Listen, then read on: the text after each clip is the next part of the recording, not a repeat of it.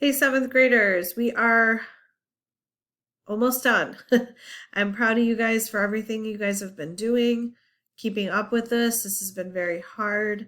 Next week, we're going to just do some, easy stuff. Hopefully, you'll find it a little fun. So this is our last actual lesson, so to speak. So let's finish it off really strong here. We're going to talk about theoretical probability. This is 10.4. And theoretical probability is used to find the probability of an event when all the outcomes are equally likely.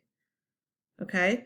So equally likely outcomes have the same probability. We've talked about this before. Like for example, if you're rolling a die, you have a 1 in 6 chance, and it's all equally, every outcome has an equal probability. So the formula that we want to think about is probability equals the number of ways the event can occur out of the total number of equally likely outcomes. Hopefully, again, when I show you some examples, it'll all make sense for you, okay? So if you have something like this, then the experiment is said to be fair. And I just mentioned, number cubes, like rolling the dice, or coins, coins, it's 50-50, heads or tails. You're going to have your outcome being equally likely for each scenario. So here we go. A lot of these are word problems. Write down the key words, and that's all you'll need, okay? And then write down how we do the problem. So Andy has 20 marbles in a bag. Of these, 9 are clear and 11 are blue. Find the probability of drawing a clear marble from the bag. Write your answer as a fraction, a decimal, and as a percent.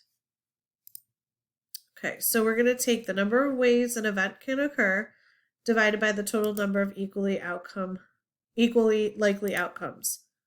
So we're taking our clear marbles divided by our total marbles. So we had 9 clear marbles and we had 20 marbles. So our fraction is 9/20. There's a 9 out of 20 chance you're going to pull a clear marble. We can change that into a decimal of 45 hundredths, which is also equal to 45%. Okay? If you don't remember how to change this to a decimal, there are a couple different ways. You can make the denominator 100 if that's easily doable, or base of 10 or something like that, or you can just do 9 divided by 20, and that'll get you your decimal. Okay? Find the probability of drawing a blue marble from the bag. So now we still have our same number of 20, whoopsie daisy, I don't know what I did there, 20 marbles, but there were how many blue? There were 11 blue marbles. So our chance of pulling a blue marble is 11/20. Again, if we change that to a decimal, you can change that to 100, or you can do 11 divided by 20, and that gives you 55 hundredths, which is equal to 55%. Okay, find the probability of rolling a number more than 4 on a fair number cube. Okay, this sounds familiar. We did this in 10.1, but because we're focusing on the fair, outcomes, we're doing it again. So there's 6 different outcomes, right? 1 through 6. And there are 2 ways that you're going to get a number greater than 4. You either have to roll a 5 or a 6. So 2 out of 6 times, right, gives us 2 6. You always reduce your fractions to 1/3.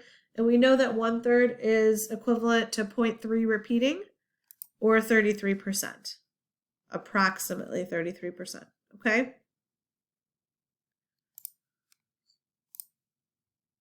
Okay, now we also know this. If you remember back, this was 10.2. We talked about the complement. If you have a probability and then anything else that's not the probability, that's called the complement. When you add up all the different outcomes, they can equal 1. That's the only way, because think about it. 1 is equivalent to 100%. So if you're taking into account everything, you get 1%. That's where that comes from. So we have 13 boys and 10 girls on the track team. The name of each of the team members is written on an index card. A card is drawn at random to choose a student to run a sprint, and then the card is replaced in the stack. we want to find the theoretical probability of drawing a boy's name. So we know we have 13 boys. What's our total number of children on the track team? 23. So our theoretical probability is going to be 13/23. They did not change that one to a fraction. So, when you're doing your homework, to a decimal or a percent, when you're doing your homework, see what the directions say. If they say to change it to all three, make sure you put all three in on your answer, okay? Same number, same information as before. Now we want to know what are the chances or theoretical probability of drawing a girl's name. So now we have 10 out of 23, or you can use a complement. Remember, if you take the probability of the boy plus the probability of a girl, they have to equal 1. So 13/23 plus our unknown of this girl equals 1. And then subtract 13/23 from both sides, and you get 10/23.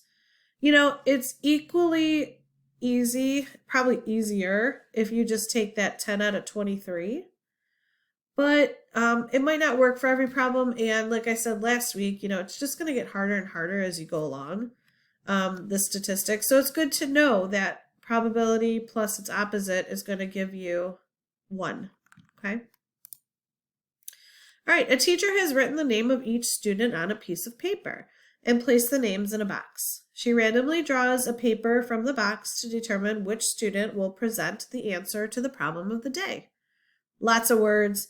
You don't really need to write any of that down, okay? Here's the important stuff. If there are 15 boys and 12 girls in the class, what is the theoretical probability that a girl's name will be drawn? So we have 15 boys, 12 girls. That gives us a total of 27 kids in the class. So our probability is 12/27, okay, for a girl. If we want to find out the probability of the boy, we can use the complement. So we're going to take 12/27 plus x, our unknown for the boy right here, and set it equal to 1. Subtract 12/27 on both sides, and you get 15/27. Again, is it equally or even easier to do, just plop that 15 over 27? Absolutely in this case. But, like I said, if the problem gets a little bit more difficult, you're going to want to use that complement formula.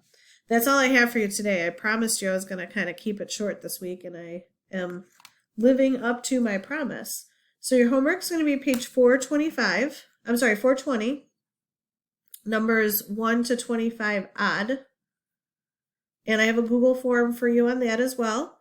So make sure you're submitting via Google form. And if you have any questions, let me know. Have a great day.